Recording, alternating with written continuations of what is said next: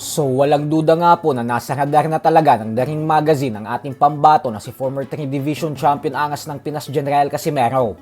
Ito po ay dahil kanina lamang ay muli na naman itong binalita sa kanilang official Facebook page ang naging hero's welcome at motorcade ni Casimero sa kanilang probinsya matapos talunin via 4th round knockout ang Mexican former 2 Division Champion Luis Neri. Isang patunay lamang po ito na pati ang The Ring Magazine ay napapansin na ang kasikatan at init ng pangalan ni Cuadro Alas sa social media. Panigurado po kasi na nakita ng The Ring Magazine na sa tuwing si Casimero ang pinopost nila ay sobrang taas ng likes at engagement kumpara sa kapag ibang boksingero ang pinopost nila.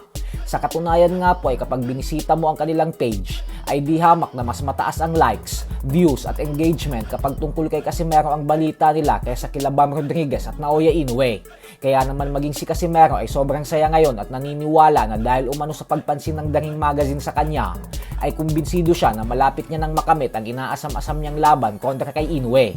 Kaya hinihikayat niya ang mga Pinoy boxing fans na patuloy lang na mag-ingay sa social media at mag-demand ng laban nila ni Inoue para makita ng The Ring Magazine na siyang pagmamay-ari ni Turki Al-Sheikh ng Saudi Arabia. Sa kabilang banda naman mga idol ay sa ginawa naman nga pong butuhan at survey ng The Ring Magazine patungkol sa kung sino ang mananalo sa potensyal na blockbuster showdown sa pagitan ni Naoya Inoue at Jesse Bam Rodriguez ay lumabas nga po na 63% ang naniniwala na ang Japanese Monster pa rin ang magtatagumpay. Ibig sabihin po nito ay sa kabila ng impresibong performance na ipinamalas ni Rodriguez sa huling laban niya kung saan tinalo niya via knockout ang former WBA bantamweight champion na si Antonio Vargas, ay hindi pa rin kumbinsido ang karamihan na handa na si Rodriguez kay Inoue at nasapat na ang kanyang kakayahan upang pataubin ang kasalukuyang pound for pound king and number 1 best active fighter sa buong mundo. Base sa komento ng ilang mga fans ay kinu-question nila ang depensa ni Rodriguez kasi ilang beses daw itong natamaan ng malilinis na suntok ni Vargas sa naging bakbakan nila nitong linggo lamang. Bagay na hindi daw pwedeng gawin ni Rodriguez kay Inoue, gawa ng babagsak daw talaga ito.